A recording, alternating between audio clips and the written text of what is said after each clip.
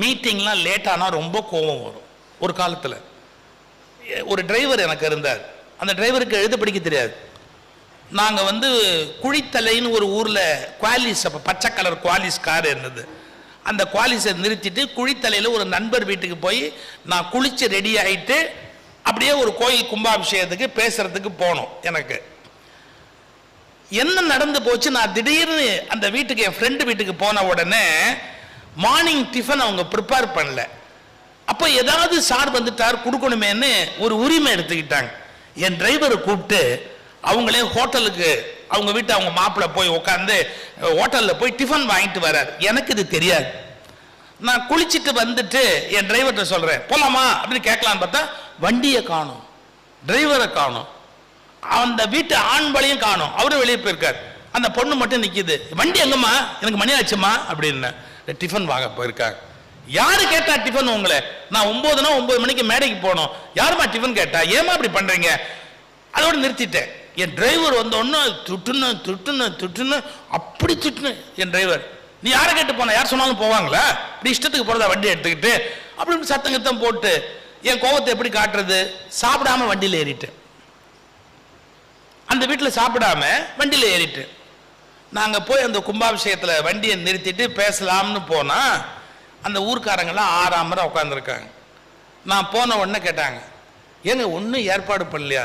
மேடை எங்கே போடலாம்? மேடை எங்கே போடலாம்? ஆமாம், இல்லை உங்களை கண்டதும் குழி வெட்டலாம்னு காத்திருந்தோம். நீங்கள் இது பந்தல் போடுறதுக்கு மேடைக்கு நீங்கள் வந்த உடனே குழியை தோணலான்னு காத்திருந்தோம். அப்படி எப்போ மேடை போடுவீங்க? போட்டுருவோம், ஒரு அரை நாள் ஆகும். நிஜமாவே நான் பேசவே முடியாது, எதுவுமே ஏற்பாடு ஆகல. அங்க அந்த நேரத்தில் என் டிரைவர் என்ன ஒரு பார்வை பார்த்தா பாருங்க. நீலாம் ஒரு பெரிய மனுஷன், உனக்கு ஒரு காரு, அந்த காருக்கு நான் ஒரு டிரைவர், நீ என்ன நாயே பேயேன்னு திட்டுவே, அதெல்லாம் நான் பொறுத்துக்கிட்டு வந்தா உனக்கு குழி தோன்றான், உனக்கு குழி தோன்றா. நிச்சயமா என் டிரைவர் எழுத படிக்க தெரியாதவர், ஆனா என்ன ஒரு மூஞ்சி சுழிச்சு ஒரு பார்வை பார்த்தா பாருங்க. அன்னையோடு நான் அதை விட்டுட்டேன். அது நடந்தா என்ன, நடக்காட்டி என்ன, தொடங்கினா என்ன, தொடங்காட்டி என்ன, எல்லாமே நம்ம கையில் இல்லை.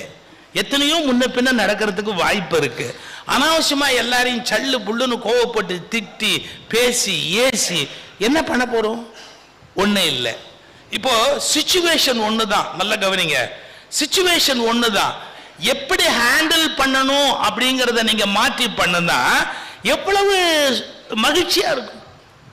அதே சிச்சுவேஷனை நீங்க மோசமா ஹேண்டில் பண்ணிட்டீங்க அப்படின்னா உறவு வீணா போயிடாதா? இல்லையா? உறவுகள் எல்லாம் வீணா போயிடாதா? நான் முதலே சொன்ன பாருங்க, உறவுகள் மேம்படன்னு தானே ஒரு கான்செப்டே நம்முடைய மகரிஷி சொன்னாரு இல்லையா? எல்லா நேரத்திலும் நம்ம நினைக்கிற மாதிரியே எல்லாம் நடக்குமா? கொஞ்சம் முன்ன பின்ன நடக்கும். கவலைப்படக்கூடாது, அதுக்கு பொறுமையா இருக்கணும், எஜுகேட் பண்ணணும். அப்புறம் அவங்கள கூப்பிட்டு, இல்லை சார் நீங்கள் மேடையெல்லாம் முன்னாடி போட்டு வச்சிருக்கணும், நாங்கள் கொஞ்சம் வரத்துக்கு முன்னாடியே நீங்கள் குழி தோண்டி இருக்கணும். அவங்க கேட்க, நான் வராமல் எப்படி தோன்றது? அப்படித்தான் நான் கேட்கணும். இது எதுக்கு சொல்ல வரேன்? மனிதன் பிரச்சனைகளை சந்திக்கிற போது தீர்வுகளை நோக்கி ஓட முடியாது. அந்த தீர்வுகளை கையாளுவதற்கான பயிற்சிகளை பெற்றிருந்தால், அறிவு விழிப்பு பெற்றிருந்தால், ஒரு சிறப்பு அறிவு கூடுதலாக பெற்றிருந்தால் பல பிரச்சனைகளை வாழ்க்கையில் அவனால் வெற்றிகரமாக சமாளிக்க முடியும். அதை நீங்க தெரிஞ்சுக்கிறதுக்கு இது ஒரு வாய்ப்பு அப்படிங்கிறது தான் நீங்க புரிந்து கொள்ள வேண்டும். முருகானந்த வேலையா பேசும்போது ஒன்று சொன்னார், நாங்கள் அதை குறித்து வச்சேன். கோயில்னு கட்டின உடனே நீங்கள் என்ன முருகன் கோயில் கட்டுறீங்களா, அந்த கோயில் கட்டுறீங்களா, இந்த கோயில் கட்டுறீங்களா அப்படின்லாம் என்ன கேட்டாங்க. அப்படின்னா சென்னையில் கூட சென்னையில் இல்லை, ஆழியாரில் இருக்கிற அறிவு திருக்கோயிலுக்கு வந்துட்டு என்னது அது என்ன விகடன், ஒரு பத்திரிகை வருது. அந்த விகடன் ஒரு இதழ் ஒன்று கூட வருது. அதில் என்ன எழுதியிருந்தாங்க, அதை பார்த்தா ஒரு கோயில் மாதிரியே இல்லை, ஒரு வித்தியாசமான அமைப்பில் இருக்கு. ஏன்னா கோயில் நமக்கு இருந்தால் அதுக்கு ஒரு கணக்கு வச்சிருக்கோம், எப்படி இருக்கணும். முக்கியமாக கோயில்னா எப்படி இருக்கணும்? அழுக்கா இருக்கணும். அந்த தூணில் பொங்கலுங்கள் தடவர மாதிரி ஏற்பாடு இருக்கணும். அதில் விபூதி குங்குமம்லாம் கண்ட இடத்துல போடணும். நம்ம நிறைய அளவுகோல் வச்சுருக்கோம். கோயில்னு சொன்னால் அதுக்கெல்லாம் ஒரு முறை வச்சுருக்குறோம். இதெல்லாம் எல்லாம் இல்லாமல் நீட்டாக ஒரு அறவட்ட வடிவத்தில் ஆழியார் கோயில் அமைஞ்சு அங்கே உள்ளே போனால் ஒரு சாமியும் காணும், ஒரு விளக்க காணும், ஒன்றையும் காணும், எதுவுமே இல்லை, கோயில் மாதிரியே இல்லையே அப்படின்னா நம்மால் அதை ஜீரணிக்க முடியல. ஏன்னா மாறி இருக்கு, வேற தன்மையில் இருக்கு, ஜீரணிக்க முடியல. அப்போ இதே மாதிரி இதை கட்டும் போதும் கேட்பாங்கல்ல, இது என்ன, இது கட்டடம் மாதிரி தானே சார் இருக்கு, கோயில் மாதிரி இருக்கா, கோயிலுக்கு உரிய தன்மை இருக்கா, கோபுரம் இருக்கா, குத்து விளக்கு இருக்கா, இதெல்லாம் இல்லையே கேட்பாங்க. ஒன்றும் கவலைப்படாது. இப்போ நான் ஒரு வார்த்தை சொல்லிட்டு போறேன். கடவுள் தன்மை உடையவர்கள் எந்த கட்டிடத்தில் நுழைந்தாலும் அது கோயிலாக மாறிவிடும்.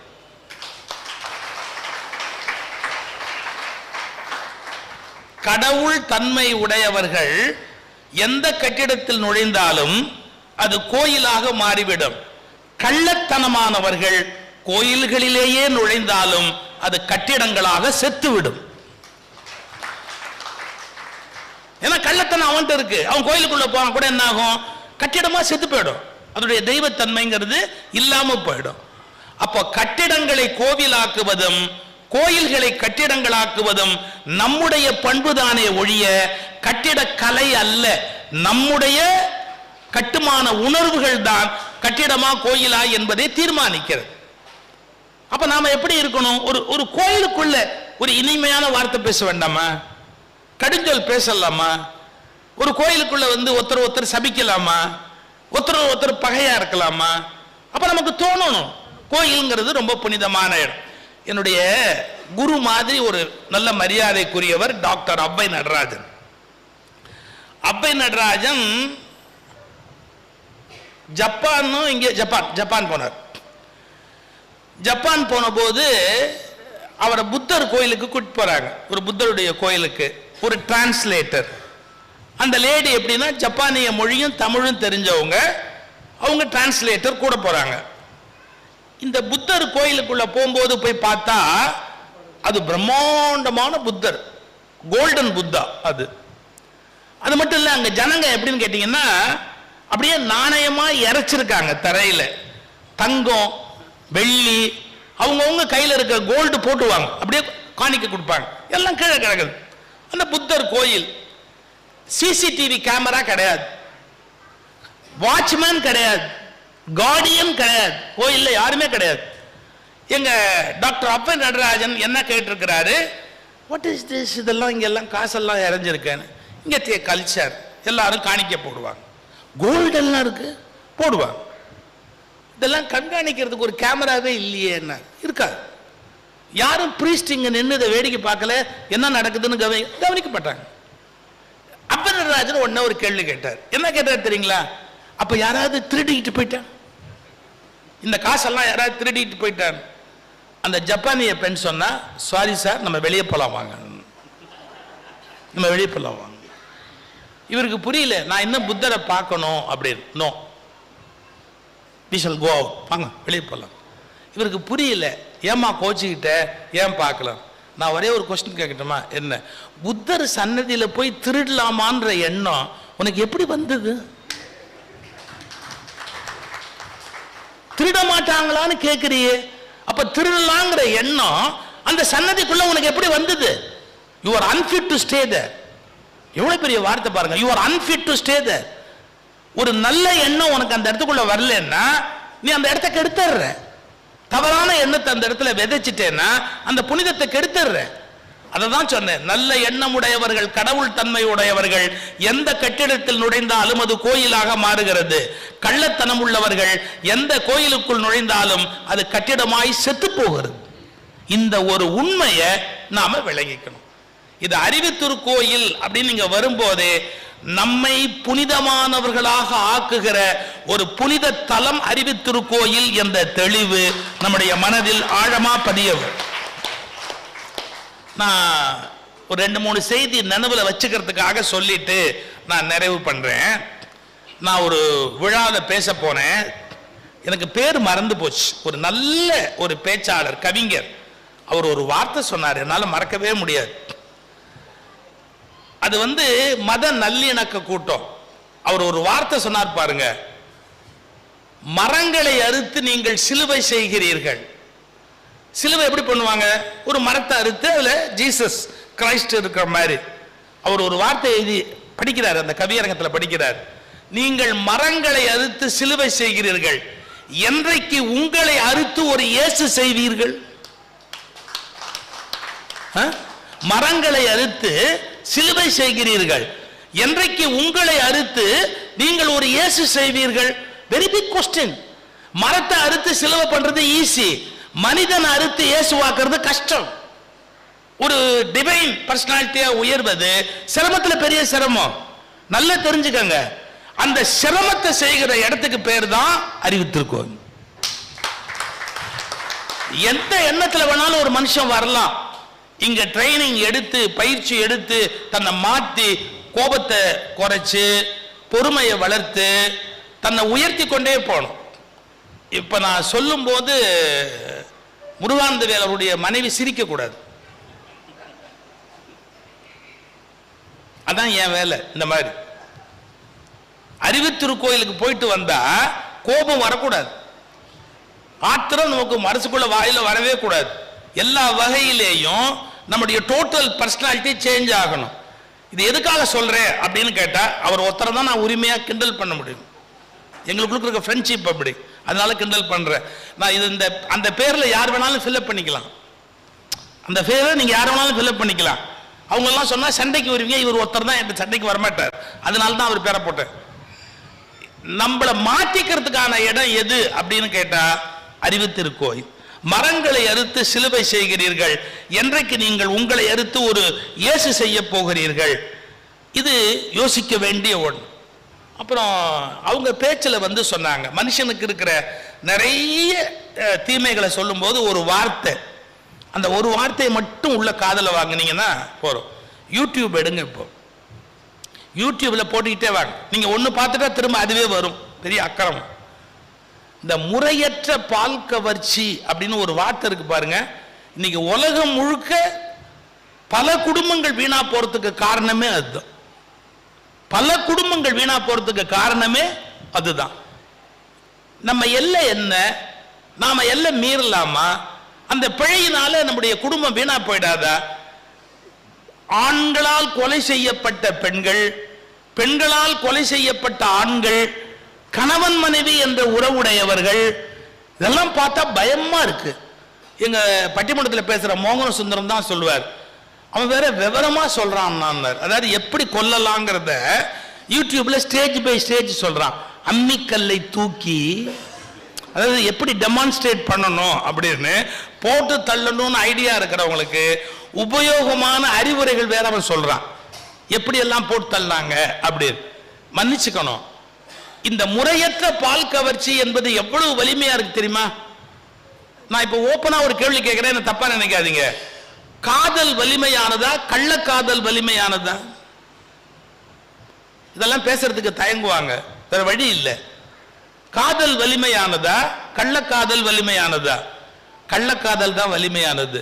இல்லாட்டி கள்ளக்காதலால காதலனையே கொள்றாள். யோசிச்சு பாருங்க, எது ஸ்ட்ராங்? அப்போ ஒரு தப்பு அவ்வளவு வலிமையா இருக்கு. அப்ப நம்ம எவ்வளவு தூரத்துக்கு அந்த தவறோட பிடிமானத்தை வச்சிருக்கிறோம்? எப்ப நம்மளை நம்மளே அறுத்து ஆராய்ச்சி பண்ண போறோம்? ஏன் இதுல என்ன இருக்கு? எல்லா இழவும் ஒண்ணு தானே, திருப்பி திருப்பி இதுல என்ன இருக்கு? இதுக்கு அதுக்கு என்ன பெரிய வித்தியாசம் இருக்கு? நாங்க ராமாயணம் சொல்லுவோம், ராமாயணத்துல என்ன சொல்லுவோம்?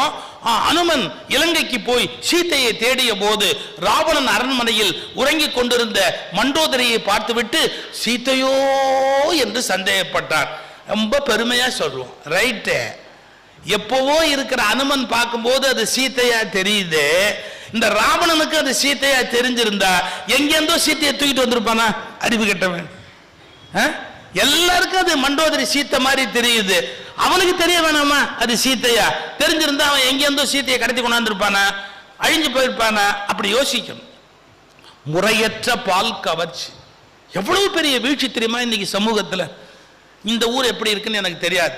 பள்ளிக்கூடத்து பிள்ளைங்க 7 வயசு 8 வயசு கஞ்சா, இன்னும் என்னெல்லாமோ போதை பொருள், போதை வஸ்து, இதுல இருந்தெல்லாம் ஒருத்தர் மீட்கிறது அவ்வளவு ஈஸி இல்லை. நேத்திக்கு ஒரு யூடியூப்ல காட்டுறான், ஒரு பையன் ஹாஸ்பிட்டல் அட்மிட் பண்றாங்க பாருங்க. அப்படிங்கிறான், இந்த செல்போன்ல இப்படி நோண்டி நோண்டி, செல்போனே இல்ல, அவன் கை இப்படியே துடிக்குது, அவனுக்கு அதவே பண்ணிக்கிட்டே இருக்கிறான். அவனை கொண்டாந்து ஹாஸ்பிட்டல் அட்மிட் பண்றாங்க. இது என்ன நிலைமை? அதுல அவ்வளவு கவர்ச்சி இருக்கணுமா, அவ்வளவு ஈடுபாடு இருக்கணுமா, அந்த அளவுக்கு அந்த கேஜெட் வந்து அவனை ஆட்டி படைக்கணுமா? அப்ப யோசிச்சு பாருங்க, எவ்வளவு பெரிய போதை ஆயிப்போச்சு, அடிக்ஷன். இந்த போதையிலேருந்து வெளியே வரணும்னா, எல்லா போதையிலேருந்தும் வெளியே வரணும்னா ஒன்னே ஒண்ணுதான் வேணும். என்ன அது? அவேர்னஸ். அதுக்கு என்ன பேரு? விழிப்புணர்வு. விழிப்புணர்வுக்கு இன்னொரு பேர் என்ன? அறிவு நிலை. நீங்க அறிவு நிலைக்கு வந்துட்டீங்க அப்படின்னா நோ, இது வந்து என்னுடைய மனசை கெடுக்கும், இதனுடைய உடலை கெடுக்கும், இதனுடைய வாழ்க்கையை கெடுக்கும். நான் ஒரு செய்தி சொல்லி நிறுத்திடுறேன். அப்ளை பண்ணும்போது எப்படி ஒர்க் அவுட் பண்ணுங்கிறத எனக்கு சைக்காட்ரிஸ்ட் நிறைய பேர் ஃப்ரெண்டு, அப்புறம் சைக்காலஜிஸ்ட் நிறைய பேர் ஃப்ரெண்ட்ஸ் எனக்கு. இப்போ ஐயா கூட சொன்னார், எல்லாருமே இப்போ மருத்துவர் மாதிரி மற்றவங்களுக்கு யோசனை சொல்கிறாங்க. நான் சொன்ன அந்த முதுகு வலியும் மூட்டு வலியும் 300 யோசனைகளும். நான் மூட்டு வலிக்குதுன்னு சார், என்னை கொன்னே போட்டாங்க. அதுக்கு அந்த இலையை வச்சு கட்டுங்க, அந்த எண்ணெயை போட்டு நீவுங்க, அதுக்கு அந்த பேண்டேஜ் போட்டுக்குங்க, இதை விட மூட்டு வலியே தேவையில்லை. அப்புறம் ஆனால் நான் கெட்டிக்காரன், எல்லாரும் சொன்ன யோசனையும் தொகுத்துட்டு மூட்டு வலியும் 300 யோசனைகளும்னு ஒரு புக்கா போட்டு, பரவாயில்ல நம்மளால முடிஞ்சது 300 யோசனை புக்கா போடலாம் அப்படின்னு. எல்லாருக்கும் மருத்துவராக இருக்கணும் அப்படிங்கிற ஒரு ஆசை இருக்குது, அது ஒரு பக்கம் அப்படியே இருக்கட்டும். இப்போ நான் சைக்காலஜி சைக்காட்ரிஸ்ட்னா கொஞ்சம் நல்லா கவனிக்கணும். எனக்கு சைக்காலஜினா பைத்தியம், எனக்கு சைக்காலஜினா பைத்தியம். நீங்கள் சொல்லுவீங்க கரெக்ட், பைத்தியம் தான் அவர்கிட்ட போகணும். எனக்கு அதில் அவ்வளோ இன்ட்ரெஸ்ட். எனக்கு ரொம்ப பிடிச்ச விஷயமே உளவியல் நூல்களை படிக்கிறது தான். என்னுடைய பெஸ்ட் ஃப்ரெண்ட்ஸே யாருன்னு கேட்டிங்கன்னா சைக்காட்ரிஸ்ட் தான். மணிக்கணக்காக அவங்களோட பேசிக்கிட்டு இருப்பேன், எனக்கு இருக்கிற எல்லா டவுட்ஸையும் கேட்பேன். ஏன் ஹியூமன் பிஹேவியர் இப்படி இருக்கு, ஏன் அவன் அப்படி நடந்துக்கிறான், ஏன் அப்படி நடந்துக்கிறான். இப்போ ஒரு கேஸ் ஹிஸ்டரி மட்டும் சொல்கிறேன். நான் சொல்கிறத நீங்கள் தப்பாக எடுத்துக்க கூடாது, நான் வந்து புரிஞ்சுக்கிறதுக்காக சொல்கிறேன். என் ஃப்ரெண்டு ஒரு சைக்காலஜிஸ்ட்ட கன்சல்டேஷனுக்கு ஒரு பணக்காரர் வந்தார், பெரும் பணக்காரர். 25 லட்சம் பாக்ஸில் இருக்கு அவர்கிட்ட. எவ்வளவு? 25 லட்சம் இந்தியன் ரூபி. சொல்றாரு, இதை வச்சுக்கோங்க, நான் ஒரு சிக்கல்ல இருக்கேன், காப்பாத்து. என்ன கஷ்டம் உனக்கு, என்ன கஷ்டம்? நான் இப்படி பேசுறதால நீங்க தப்பா நினைக்க கூடாது, இது கேஸ் ஹிஸ்டரி, புரியுதா? Medical case history. எங்க பெரியம்மா பொண்ணை பார்த்தா எனக்கு ஆசையா இருக்கு, வெரி சாரி, எனக்கு தங்கச்சி முறை. அவர் சொல்றாரு, எங்க பெரியம்மா பொண்ணை பார்த்தா எனக்கு ஆசையா இருக்கு, தப்பு பண்ணணும் அப்படின்னு தோணுது, ஆனா பெரிய தவறு, தங்கச்சி முறை. நாளைக்கு தவறுனா அது பெரிய தவறா போயிடும், மானமே போயிடும் குடும்பத்துல, அது கூடாது. அது எல்லாத்த விட ரொம்ப பெரிய முக்கியம். இந்த தவறை நான் செஞ்சுட்டா நானே தற்கொலை பண்ண கூட பண்ணிடுவேன். ஆனா என் மனசு அடங்க மாட்டேங்குது, வெறித்தனமா அலையுது, என்ன பண்றதுன்னு தெரியல. இதுல இருந்து மட்டும் என்ன காப்பாத்திட்டீங்கன்னா 25 லட்சம் உங்களுக்கு, இந்த 25 லட்சம் உங்களுக்கு. அவர் சொன்னார், அப்படியா? அந்த பொண்ணு போட்டோ கொண்டாங்க. ஏன் நீங்க ஏதாவது பூஜை கீஜை பண்ணுவீங்களா, ஏதாவது வசியம்?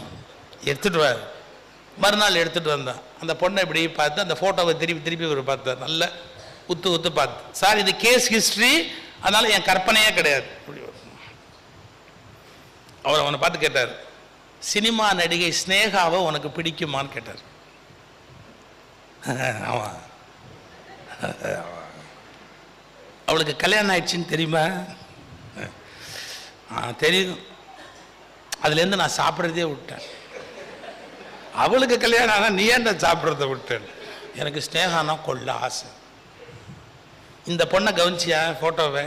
என்ன அப்படியே ஸ்னேகா மாதிரி இருக்கு. உன் மனசில் ஸ்னேகாவோட இருக்கணுன்ற எண்ணம் இருக்கு, இந்த பொண்ணு ஜாடையில் ஸ்னேகா மாதிரி இருக்கு, லாக் ஆயிட்டு. உனக்கு நோய் எப்படி வந்ததுன்னா, உங்க பெரியம்மா பொண்ணு பெரியப்பா பையன் அந்த பொண்ணுங்கிற கணக்கு இல்லை, உனக்கு ஸ்னேகாவை பிடிக்கும். இந்த பொண்ணு ஸ்னேகா ஜாடையில இருக்கிறதால நீ இந்த பொண்ணை அடையணும் அப்படின்னு நினைக்கிற, ஆனா இன்னும் ஒழுக்கத்துக்கு பயப்படுற. அப்ப நடந்துட்டா என்ன ஆகுறது குடும்பத்துல அப்படிங்கிற கவலையில நீ இருக்கிற. அதனால நீ என்ன பண்ணணும், என்ன ஸ்னேகாக்கு கல்யாணம் ஆயிடுச்சுன்னு புரிஞ்சுக்கோ. அவ இன்னொருத்த மனைவின்னு புரிஞ்சுக்கோ. அந்த இன்னொருத்தன் மனைவி நமக்கு சொந்தம் இல்லைன்னு புரிஞ்சுக்கோ. நீ அதுல இருந்து வெளியே வந்தாதான் இதுல இருந்து வெளியே வர முடியும். அதுக்கு அவர் ட்ரைனிங் சில கிளாஸஸ் எல்லாம் போட்டார். அவனுக்கு எப்படி மைண்ட்ல இருந்து அதை வெளியே எடுக்கிறது அப்படின்னு கிளாஸஸ் போட்டார். இதெல்லாம் சைக்காலஜிஸ்டும் சைக்காட்ரிஸ்டும் நிறைய பண்ணுவாங்க. இன்னொரு கேஸ் ஹிஸ்டரி சொல்றேன், இதுவே பயமா இருக்கும், பரவாயில்ல. இன்னொன்னு சொல்றேன். ஒய்ஃப் அமெரிக்கா போயிருக்கா. ஒருத்தர் குடும்பத்தில் தப்பு பண்ணணும்னு தோணி போச்சு அவருக்கு. அவர் வீட்டு சர்வெண்ட் பெய்டு ரொம்ப அழகா இருப்பாங்க. தப்பு பண்ணணும்னு தோணி போச்சு. இவர்கிட்ட கேட்குறாரு, என்ன நான் தப்பு பண்ணணும்னு தோணுது. இவர் சொல்றாரு, அதெல்லாம் எல்லா ஆம்பளைக்கும் அப்படி ஒரு எண்ணம் வரதான் செய்யும், அது நீ வேற, அவங்க ரொம்ப அழகா இருக்காங்க, அதனால என்ன ரைட்டு, நீ தப்பு பண்ணா பண்ணு, அப்புறமா நான் உன்னை காப்பாத்துறேன் அப்படின்னு. இவன் நிஜம்னு நம்பிட்டான். அப்புறம் இவர் நேரம் நாளெல்லாம் குறிச்சு கொடுத்தாரு பேசுறதுக்கு. எல்லாம் கொடுத்துட்டு அன்னைக்கு கேட்குறான், நான் இன்னைக்கு அவளை வர சொல்லியிருக்கேன், நீங்கள் என்ன நினைக்கிறீங்க? ஒரே ஒரு விஷயம், எத்தனை மணிக்கு வர சொல்லியிருக்க? 8 மணி. 8 மணிக்கு வர சொல்லியிருக்க, ஏதாவது ப்ராப்ளம் ஆகிட்டா உடனே என்னை ஃபோனில் கூப்பிடுன்னு. என்ன ப்ராப்ளம் ஆகும் அப்படின்னு எதிர் வீட்டுக்காரன் பார்த்துட்டான்னு வச்சுக்கோ, அமெரிக்காவில் அவன் ஒய்ஃபுக்கு ஃபோன் பண்ணி சொல்லிட்டான்னு வச்சுக்கோ, சான்ஸ் இருக்காருன்னா எனக்கு தோணுதுப்பா. ஒருவேளை போலீஸ் ரைடு வந்துட்டாங்கன்னு வச்சுக்கோ, போலீஸில் சமாளிக்கணும் இல்லையா, ஹையர் அஃபிஷியல்ஸோட நான் பேசி வச்சுக்கிறேன், மற்றபடி அதுக்காக நீ பின்வாங்காத. என்ன இது போலீஸ்லாம் வருமா அப்படின்னு. ராத்திரி 10:30 அவன் ஃபோன் பண்ணான். அனாவசியமாக என் லைஃபையே கெடுத்துட்டீங்களே, என்ன அந்த ஐடியாவே போயிடுச்சு. ஏன் ஒய்ஃபு எப்போ ஃபோன் பண்ணுவா, ஒய்ஃபு எப்போ ஃபோன் பண்ணுவா, எத்தனை மணிக்கு ஃபோன் பண்ணுவா, போலீஸ் எப்போ வருவா, இதே தாட் தான் ஓடுதே ஒழிய இப்போ அவளை பற்றிய தாட்டே எனக்கு ஓடலை. என் நிலைமை என்ன ஆகும்னு யோசிச்சேன்னா, நான் இப்போ வெறும் இதை கிண்டலுக்கு சொல்லலை. ஒரு எண்ணம் உங்களை ஆட்டி படைக்கிற போது நீங்கள் அதற்கு அடிமையாகிறீர்கள். அந்த எண்ணம் பிழையானது என்று இன்னொரு எண்ணம் உங்களை ஆட்டி படைக்க தொடங்கினால் அந்த எண்ணத்திலிருந்து வெளியே வந்து விடுவீர்கள். இதை செய்வதற்கு இன்னொருவர் உதவி தேவை, இல்லை என்றால் உங்களுக்கே அறிவார்ந்த விழிப்புணர்வு தேவை. இது 2 தான் ஆப்ஷன். யாரோ இன்னொருத்தர் ஹெல்ப் பண்ணணும், இல்ல உங்களுக்குள்ளேயே அறிவார்ந்த விழிப்புணர்வு வேணும். இதெல்லாம் விட்டுட்டு இதெல்லாம் பண்ணிட்டு கோயில்ல போய் பரிகாரம் பண்ணலான்ற அயோக்கியத்தனத்தை பண்ணாதீங்க. எவ்வளவு வேணாலும் பாவம் பண்ணு, பாவம் பண்ணிட்டு உண்டியல்ல காசு போடு. எவ்வளவு வேணாலும் பாவம் பண்ணு, பாவம் பண்ணிட்டு அதுக்கு பரிகாரம் பண்ணிடு. எந்த பரிகாரத்தாலும் எந்த பாவத்தையும் உங்களால் நீக்கவே முடியாது. பதிவுகள் வலிமையானவை, பரிகாரங்களின் மூலமாக பாவங்களை உங்களால் நீக்க முடியாது. இதெல்லாம் சொல்றதுக்கு ஒரு தைரியம் வேணும். மிக நீண்ட காலத்திற்கு பிறகு அவற்றை மறுபடியும் வலியுறுத்தி சொன்ன பெருமை வள்ளலாருக்கு உண்டு, புத்தருக்கு உண்டு, வேதாத்ரி மகரிஷி அவர்களுக்கு உண்டு. உங்களுக்குள்ள ஒரு தவறான எண்ணம் பதிஞ்சிட்டா அந்த எண்ணம் செயல்படுவதற்குரிய காரியத்துக்கு போகும். அதை நிறுத்தணும், அதை தடுத்து நிறுத்தணும். அந்த எண்ணத்தை நீங்க சீரமைக்கணும். அதை தூக்கி அங்கேருந்து வெளியே போடணும். ஒரு செத்த எலி கிடந்தா அதை தூக்கி வெளியே போட்டாதான் நாத்தம் போகும். அது மாதிரி கெட்ட எண்ணம் மனசுக்குள்ள இருந்தா அது இருக்கிற வரைக்கும் நீங்க என்னைக்காவது தப்பு பண்ணிக்கிட்டே தான் இருப்பீங்க. அதை தூக்கி வெளியே போடணும். இதுக்கு பயிற்சி வேண்டாமா? இதுக்கு முயற்சி வேண்டாமா? இதற்கு ஒரு வகுப்பு வேண்டாமா? இதற்குன்னு ஒரு குரு வேண்டாமா? இதற்குன்னு ஒரு விதமான ஒரு விதமான வாழ்க்கை அமைப்பு வேணுமா வேண்டாமா? இதெல்லாம் வேணும்னு நினைக்கிறவங்க அறிவு திருக்கோயிலை பயன்படுத்துங்க. இதெல்லாம் வேணும், நம்ம வாழ்க்கையில பெரிய மாற்றம் வரணும் அப்படின்னு நினைக்கிறவங்க இதையெல்லாம் பயன்படுத்துங்க. அதெல்லாம் வேணாம், எல்லாத்தையும் பண்ணிட்டு பாவத்துக்கு பரிகாரம் பண்ணிடலாம், நாம ஒரு 4 கோயில் கட்டிடலாம், 4 கோயில் கொடுத்துடலாம். எனக்கு சில விஷயத்தை சொல்றதை பத்தி கவலை கிடையாது. இப்ப கூட நான் யாழ்ப்பாணம் முழுக்க சுத்திட்டு வந்தேன். இங்கேருந்து வெளிநாட்டுக்கு போன இலங்கை யாழ் தமிழர்கள், ஈழத் தமிழர்கள் வசதியா இருக்காங்க. வெளிநாடுகள்ல கஷ்டப்படுறாங்க, உழைக்கிறாங்க, ரொம்ப பாடுபடுறாங்க. 24 மணி நேரம் உழைச்சு காசு சேர்க்கிறாங்க. அப்புறம் இங்க இருக்கிற கோயில்களுக்கு 8 கோடி 10 கோடி 15 கோடின்னு செலவு பண்ணிருக்காங்க. நான் வேண்டாம்னு சொல்லல. ஆனா தெருவுக்கு 3 கோயில் வச்சு என்ன பண்ண போறோம்? தெருவுக்கு 3 கோயில் வச்சு என்ன பண்ண போறோம்? மனிதர்களை மிருகங்களாக வைத்துக் கொண்டு தெருக்களை கோயிலாக்கினால் ஒரு நாடு சொர்க்கமாகி விடுமா? மனிதர்களை மிருகங்களாக வைத்துக் கொண்டு தெருக்களை கோயிலாக்கினால் ஒரு நாடு சொர்க்கமாகி விடுமா? மனிதர்களை மனிதர்களாக்கினால் மட்டும்தான் கோயில்கள் கோயில்களாக இருக்க முடியும். அந்த புரிதல் நமக்கு அவசியம். நான் பக்தியை எதிர்க்கல, ஆனா ஞானத்தை வரவேற்கிறேன். அப்ப சொன்னாரு மகரிஷி, ஈழ மண்ணுல பக்தி அதிகமா இருக்கு, ஞானம் பின்னாடி வரும்னு. அது பின்னாடி வரவழைக்கிறதுக்கு தான் நாங்க இப்ப வந்திருக்கிறோம். இப்ப அது வரணும், ஞான யோகம் வளரணும் அப்படிங்கறத சொல்றதுக்கு தான் நாங்க வந்திருக்கிறோம். பக்தி யோகத்துல நீங்க நல்லா வளர்ந்துட்டீங்க, எனக்கு ரொம்ப மகிழ்ச்சி. பக்தி யோகத்துல இந்த ஈழத் தமிழர்களை யாரும் அடிச்சுக்க முடியாது, எல்லாம் வளர்ந்துட்டீங்க. ஆனா அதோடு நின்னுடாதீங்க, அதுக்கு அடுத்த லெவலுக்கு வாங்க. கர்ம யோகத்துக்கு வாங்க, ராஜ யோகத்துக்கு வாங்க, ஞான யோகத்துக்கு கண்டிப்பா வாங்க. இது ரொம்ப அவசியம். இது ஞான யோகம். ஞானத்துக்கு தமிழ்ல என்ன பேரு? வாலறிவுன்னு பேரு. அதனால தான் இதுக்கு அறிவு திருக்கோயில்னு பேரு. நான் உங்க பக்தி யோகத்தை குறை சொல்லல, உங்க பக்தி யோகத்தை நான் வீழ்த்தல. ஆனா பக்தி யோகத்திலேயே நின்னுடாம அதுல இருந்து அடுத்தது நர்சரி ஸ்கூல் 1ஆம் கிளாஸ் இருக்கு, கத்துக்கிறீங்க. ஹை ஸ்கூல் கத்துக்கிறீங்க, அதுக்கப்புறம் காலேஜ் அப்புறம் கத்துக்கிறீங்க, அப்புறம் பல்கலைக்கழகத்துக்கு போய் படிக்கிறீங்க, அப்புறம் PhDன்னு நீங்களா ஒண்ணு எழுதுறீங்க. நல்ல கவனிங்க. அதே மாதிரி பள்ளிக்கூடம் இருக்கணும், நர்சரி ஸ்கூல் இருக்கணும், காலேஜ் இருக்கணும், யூனிவர்சிட்டி இருக்கணும். ஆனா நம்ம PhD எழுதாம சாகக்கூடாது. ஞான யோகம் PhD அப்படிங்கறத தயவு செய்து அதை நோக்கி நகர்ந்து வாங்க. உங்களுக்கு வாழ்க்கை மகிழ்ச்சியா இருக்கும். நெருப்புக்கு 2 இயல்புகள், ஒன்று சூடு, இன்னொன்று ஒளி. நெருப்பின் 2 இயல்புகளில் நமக்கு சூடு இருக்கிறது. அதை ஒளியாக மாற்றினால் அடுத்த வினாடி மனசெல்லாம் மத்தாப்பு. நன்றி, வணக்கம்.